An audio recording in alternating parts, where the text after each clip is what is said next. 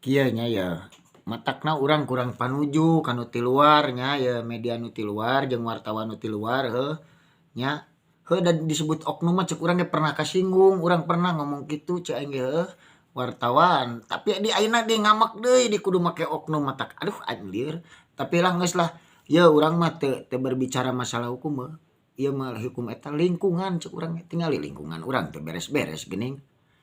Terus ngabaritakeun naon atuh? Pan eta teh kudu beres model gunung ditugar geuning eta operasi keneh.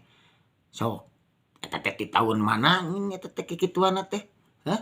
Ceuk urang ge urang mah nyaho kieu teh saprek di ormas dipelajari. Oh kieu diteliti heula aing teh sembarangan. Tah terus cai dijual eta geuning nu di belah ditu. Ararapa pan aing teh pernah ningali teu taruntas geuninganan. Heh, teu taruntas geuning mah tak beroperasi keneh ge berarti teu tuntas. Tah aing mah nya ye nya ge lain jurnalis, lain wartawan, urang mangan ngaku-ngaku we jurnalis teh urang mah lain masyarakat urang mah.